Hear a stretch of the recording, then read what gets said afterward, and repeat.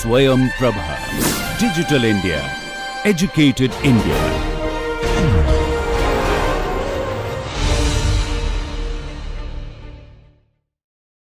Hello friends, welcome back to this lecture series of BSc with Chemistry, Physical Chemistry Paper 4. Friends, from this lecture we are starting with module 2, that is of electrochemistry. We will discuss the several aspects of electrochemistry from this module. This is particularly lecture 1. So friends, let us try to understand what is electrochemistry. Electrochemistry basically deals with the study of interrelations between, say, chemical changes and electricity. The redox reactions, so-called the reduction oxidation reactions, which we know, they are basically the basis of generation of electricity by chemical reactions, and we can also say that the production of chemical reaction by the electricity. So the electrochemistry basically is concerned with the design and operation of electrochemical cells. These cells are the devices which are used for the interconversions of chemical and electrical energies. Basically, the study of electrochemical cells is extremely important in science and technology because it makes us possible that enable us to get the understanding of the manufacturing of essential chemicals. Say, just to give you an example, I can take the example of, say, NaOH. Now, this NaOH is used in the manufacturing of soap. It is also used in manufacturing of detergents, in the manufacturing of papers, etc. And this NaOH is prepared by passing the electric current through the aqueous solution of NaCl, that we know as electrolysis of NaCl. Similarly, the metals like aluminium, copper, they are also prepared by electrolysis of their ores. Like aluminium is prepared from bauxite. Similarly, the electrolysis is the only means of production of fluorine. The decomposition of hydrogen and oxygen from water molecule is also done by electrolysis. And we can really quote many more such useful applications that are there we usually see in our daily life. So this is really an interesting topic. Let us try to understand these topics through the knowledge of electrochemistry. Basically, we will start with the very fundamental knowledge. We all know that there are two types of chemical cells. We have already seen.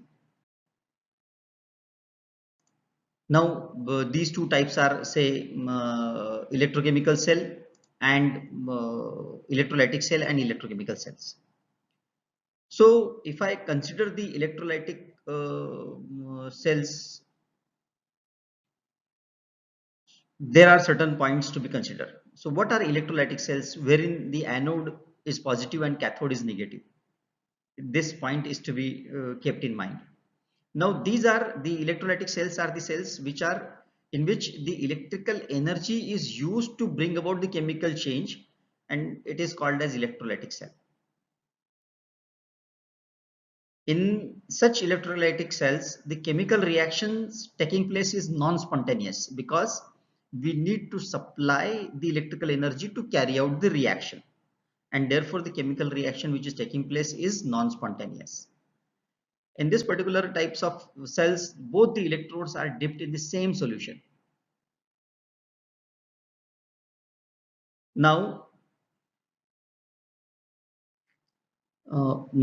let us say the example of electrolytic cell. If we want to consider, it can be taken as say consider two copper strips which are dipping in the aqueous solution of copper sulfate, and the DC supply is provided to these two electrodes which are dipped in a solution of copper sulfate, and then the copper is dissolved.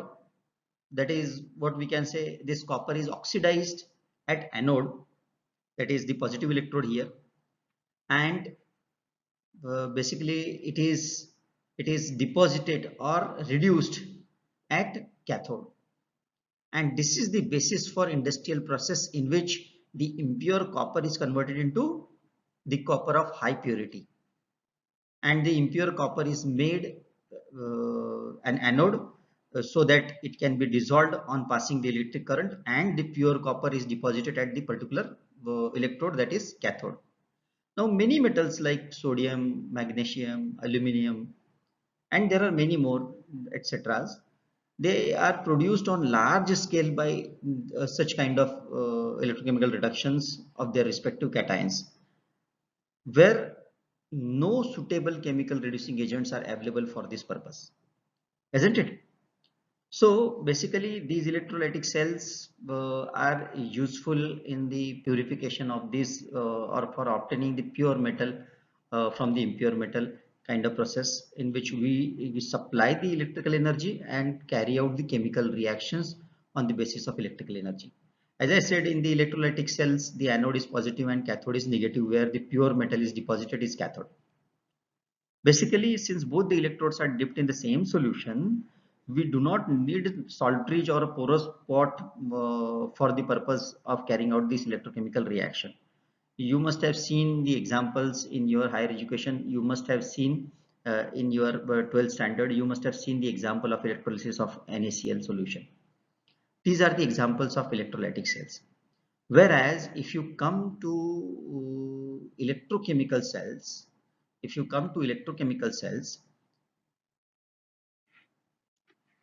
there is a fundamental difference between these two cells, electrolytic cell and electrochemical cells. So what is that? So in electrochemical cells, the conventions are opposite to that of electrolytic cell, since the direction of current is basically opposite. And in the electrochemical cells are basically the cells in which the chemical reaction leads to production of electrical energy, and this is called as electrochemical cell or galvanic cell. So you can take the example of batteries.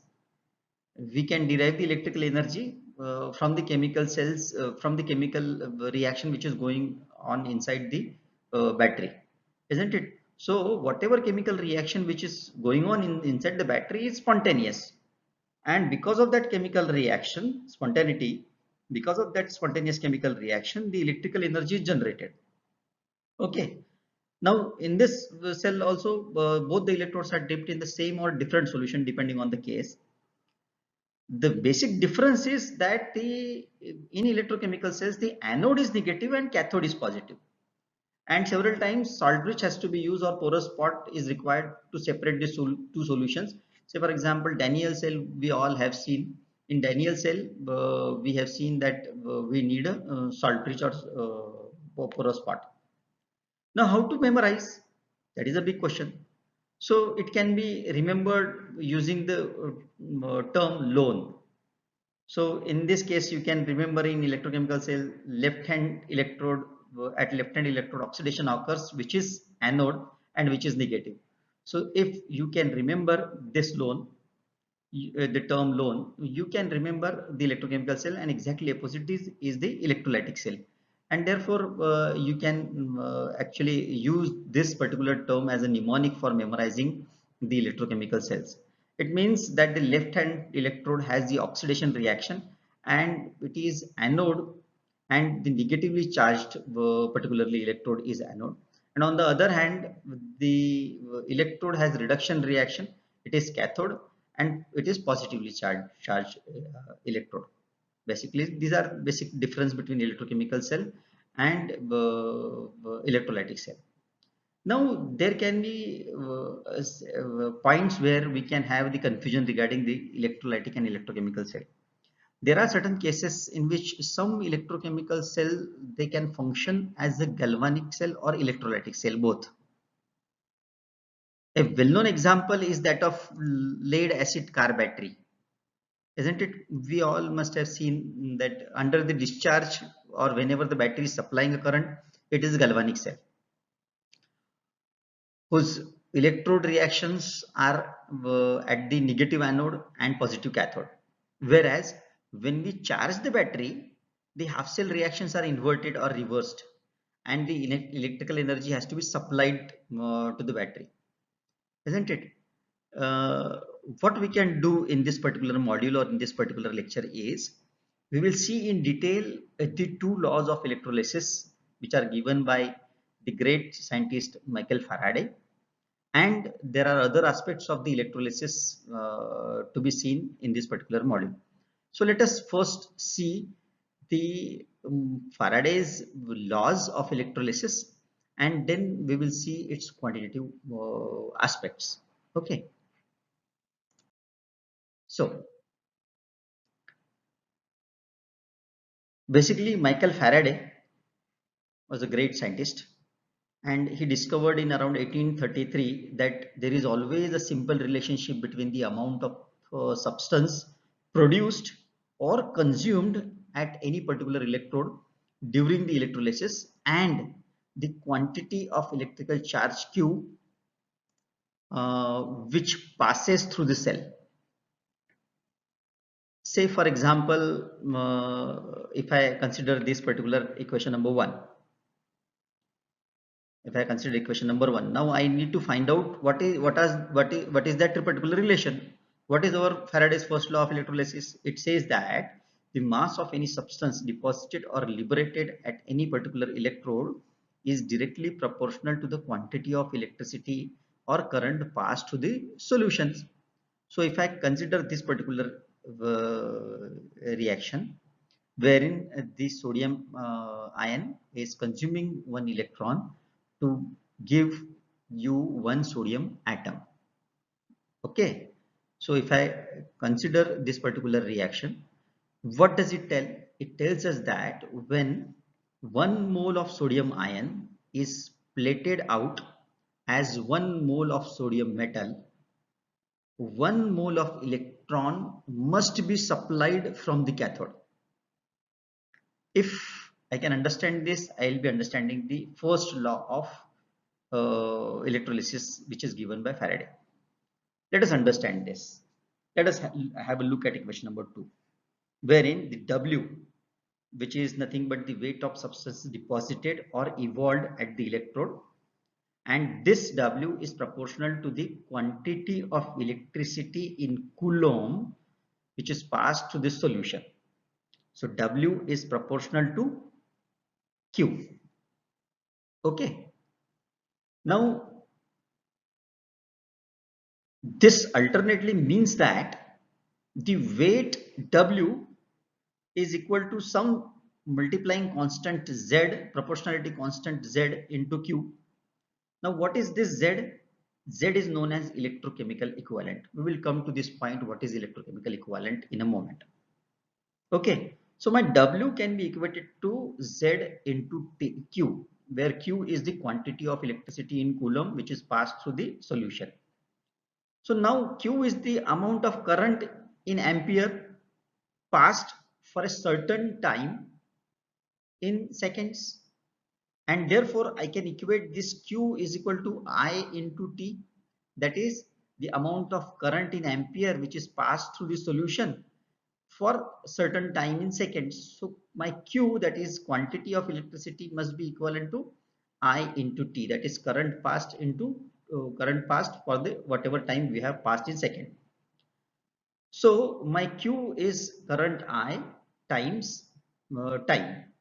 So for this particular time, the current is passed through the solution, and therefore my equation number 3 particularly will take the shape of equation number 5 now, wherein I have W is equal to Z into I into T. Also, I need to know the definition of electrochemical equivalent, because this is an important quantity.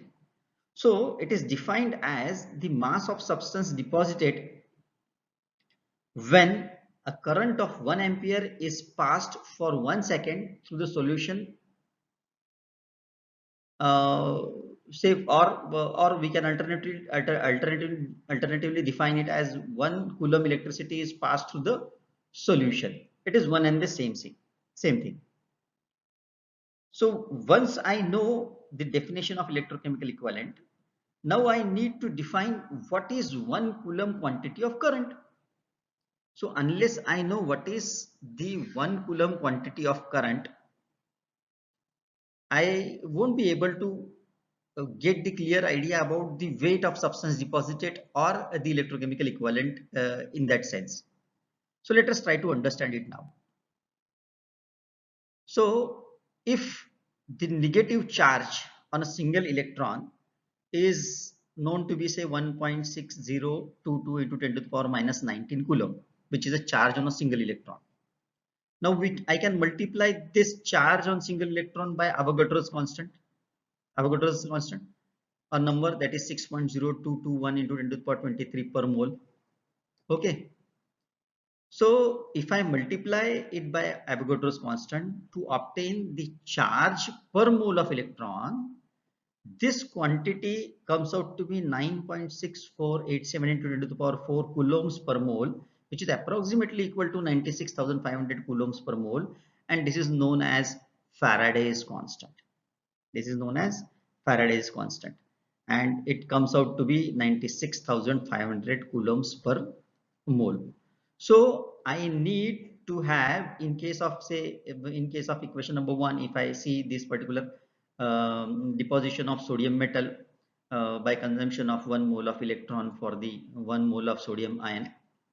So I will have to pass through the cathode 96,500 coulombs of the charge in order to deposit 1 mole of sodium, and therefore for any electrolysis the electrical charge Q which is passing through an electrode is related to the amount of the negatively charged or the number of electrons, and therefore I can also write down that my this Faraday's constant F is equal to charge divided by number of electrons.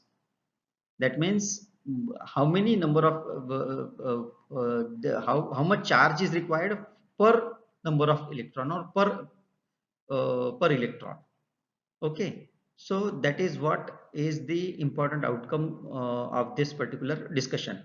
Now whenever I need to find out the amount of charge or the Faraday's constant, I can equate this particular equation 7, and if I know the this quantity of electrons which are required to carry out or to deposit the required metal at particular electrode, I can equate or I can utilize this particular equation 7 for the calculation purpose. Let us see this calculation purpose once we see both the laws of electrolysis. Let us go ahead. So friends, let us now have a look at Faraday's second law of electrolysis. Now what does it say? It says that when a fixed quantity of electricity is passed through the solution of different electrolytes, the mass of substance deposited or liberated at any electrode is directly proportional to their equivalent weights. What does it mean? Means that if I take two electrolytes, different electrolytes, copper sulfate, say copper sulfate and silver nitrate, and if I dip electrodes into it, and if I connect them electrically, and if I pass the electric current through the solutions, so the amount of substance which will be liberated and deposited on the electrodes will be proportional to the equivalent masses of the substances. And from this output we can actually have this relation of equation 8, wherein if suppose I have this copper sulfate and silver nitrate solution in contact with each other, and if a current is passed, so the mass of silver deposited on the electrode upon mass of copper deposited on the electrode will be equal to the equivalent mass of silver upon equivalent mass of copper, isn't it? So I can deal in terms of the equivalent weight or in terms of moles of these substances. So this particular equation 8 gives me the better way to find out the amount of mass deposited of certain substance on particular electrode if I know the equivalent masses of the substances in the particular electrolysis reaction. Let us try to understand what does this mean. Now, in order to understand this, let us consider an electrolysis of molten NaCl here. Now, after electrolysis, this NaCl breaks into sodium and chlorine. So, the electrolysis basically what it is a process which is used to carry which is used to carry out a non-spontaneous chemical reaction on the virtue of the electric current or external current. So whenever I pass the external current, the non-spontaneous chemical reaction can proceed on virtue of it. Now in electrolysis of molten sodium chloride, the sodium chloride is melted at say about temperature above 101 degrees of centigrade or something like that. So the two electrodes, say one anode and the other cathode, they are inserted into this molten NaCl. Okay, and the external electric current is passed through the molten sodium chloride salt. You can see over here, this is an example or the sketch of the example which we are discussing. Now the chemical reaction takes place between the two electrodes. The electrolysis cell which is used here for the molten sodium chloride salt is a commercial cell. It is used for the generation of the sodium metal and chlorine gas from the molten salt of sodium chloride. The liquid sodium melts at the cathode and it is further drained off in the storage tank, and the chlorine gas comes out from this particular electrode in a molten state in the form of the bubbles at the anode. So the sodium ion moves to the cathode. That means at cathode, sodium ion absorbs one electron and one atom of sodium is formed, which further means that the one electron produces one atom of sodium, or 1 mole of electron produces 1 mole of sodium. Similarly, I can say at this electrode, the chlorine ions moves towards the anode. They release their electrons and get converted into chlorine gas. You can see in this reaction as well. Okay. Now I can say take the similar examples like for copper ions. 2 electrons are required for the production of one copper atom. 3 electrons are required for the production of one aluminum atom, and so on. I can take the many examples of the substances. So now we need to know that to flow 1 mole of electron, how much electricity is required? That we have seen in our previous slide, and we can calculate it from this equation number 7. Isn't it? These relations we have already seen in our previous slide. Uh, uh, that is this equation number 7. So we can utilize this knowledge to find the weight of substance deposited or electrochemical equivalent for a given electrolyte ions using the information of say amount of electricity passed through the solution or so. Okay, so what we will do now, we have seen both the laws of electrolysis, Faraday's laws of electrolysis.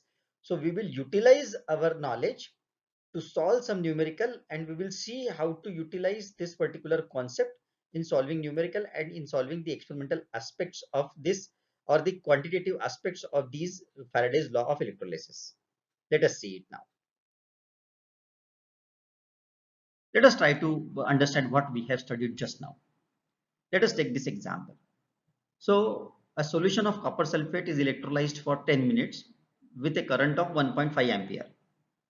So now what we have done, the electrolysis of copper sulfate is going on. This is an example of electrolytic cell. So for 10 minutes, 1.5 ampere current is passed. What I need to know is what I need to find out, what is the mass of copper deposited at cathode. Very simple.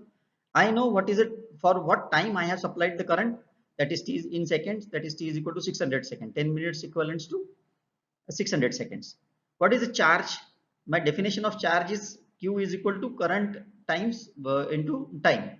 So my current is 1.5 ampere, and I have passed this current for say 10 minutes, that is for 600 seconds. So I get 900 coulomb, because ampere into seconds is coulomb. So my charge which is passed through the solution is around 900 coulomb. Now, according to the reaction, for the deposition of this particular copper atom, or the evolution of this particular copper atom, I need 2 electrons to be accepted by this copper ion, and therefore we require particularly 2 Faraday or 2 into this 96,487 coulombs to deposit 1 mole or 63 grams of copper. Or I can say vice versa, that for 63 grams of copper, I need 2 into 96,487 coulombs of charge, isn't it? So this much charge gives you 63 grams of copper. So how much grams of copper will be given by 900 coulombs of charge?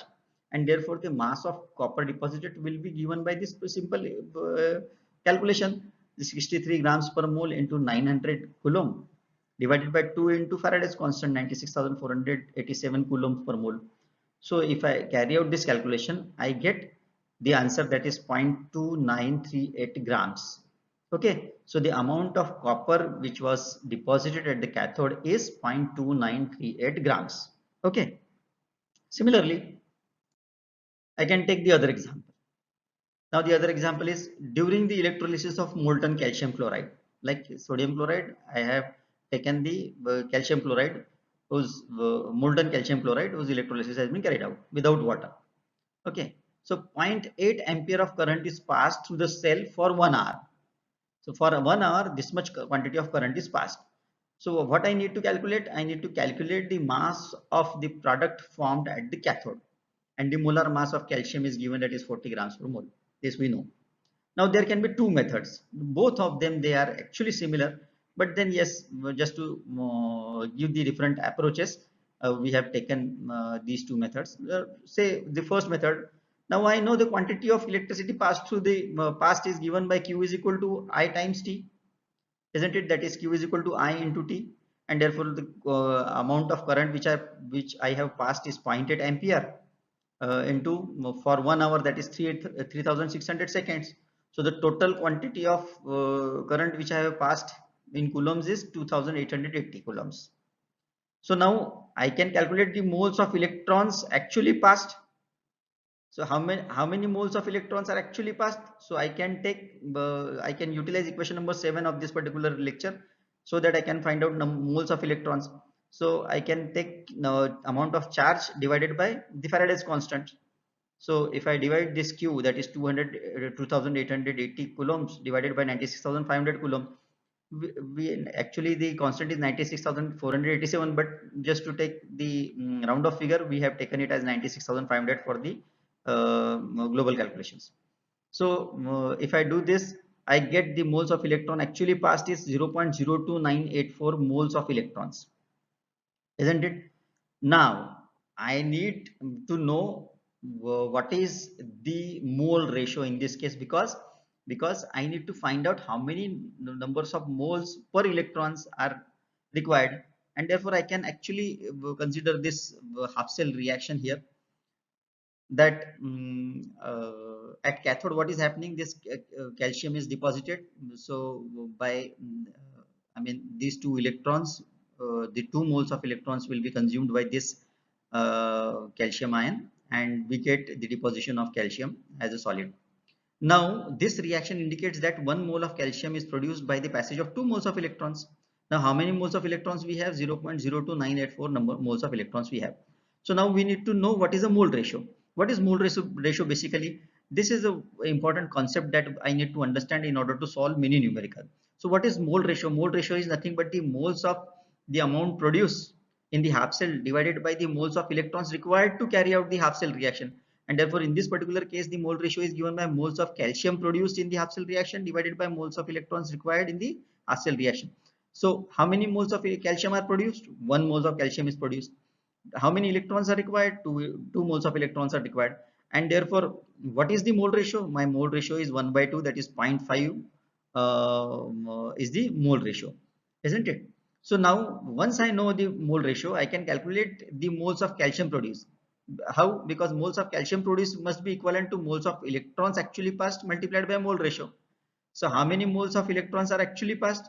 That is 0.02984 moles of electrons actually passed, and mole ratio is 0.5, and therefore what I get is I have produced, or how many moles of calcium is produced? 0.01492 moles of calcium is produced. So from this moles I can calculate the mass, because mass of calcium produced is equal to moles of calcium produced multiplied by molar mass. So this 0.01492 moles multiplied by 40 grams per mole of calcium, which gives me the result as 0.5968 grams of calcium. So in this particular electrolysis of molten calcium chloride, I have deposited, or we have got the result that mass of calcium deposited is 0.5968 grams of calcium. Now I can solve this numerically in a very shorter way, that is in two steps, because the other method is mass of calcium deposited directly. I can write down that is Q upon F into mole ratio into molar mass. It is one and same thing. This second, the first approach is little bit elaborated, whereas the second approach is the shortcut of this particular method. That is Q upon F into mole ratio into molar mass of calcium. So Q is nothing but I into T upon F is 96,500 into mole ratio. Mole ratio is 0.5 and molar mass is 40. So if I substitute all the values over here, I get this 0.5968 grams of calcium produced, because this ampere seconds or ampere seconds and coulomb, they got cancelled out, and therefore I get a result mass of calcium produced is nothing but 0.5968 grams of calcium, isn't it? We can similarly see one more example. We will see how many Faradays of electricity are required to produce 5 grams of magnesium from magnesium chloride. Okay, now molar mass of magnesium is given as 24 grams per mole. So similarly, we know that this half cell reaction is this: 1 mole of magnesium is produced by consumption of 2 electrons by the magnesium ion. So 1 mole of magnesium ion is produced by the passage of 2 moles of electrons, and therefore charge of 2 moles of electrons is 2 Faraday, and therefore the mass moles of magnesium produced is equal to mass of magnesium produced upon molar mass of magnesium, that is 5 gram upon 24 grams, which will be this 0.2083 moles. Now because 2 Faraday of electricity produces 1 mole of magnesium, number of Faraday of electricity required to produce is 0.2083 moles of magnesium is equal to 0.2083 moles into 2F upon 1 mole, that is nothing but 0.4166 Faraday. So this is how I can calculate in n number of way all the quantities. From knowledge of the one quantity, I can calculate the rest of the quantities. So I can basically, these two laws, Faraday's laws, are so important in the understanding of electrolysis or electrochemistry, that I really can have its n number of applications in the industrial application, where I can find out how much quantity of the metals which has been deposited, or how much quantity of current will be required to deposit how much quantity of the substance, and etc. And there are many of its applications. Okay, so friends, we will stop here in this lecture, and in our next lecture we will see the further application of this Faraday's second law of electrolysis. We will see one or two numericals, and then we will proceed further in the particular lecture 2. Thank you friends, thank you very much.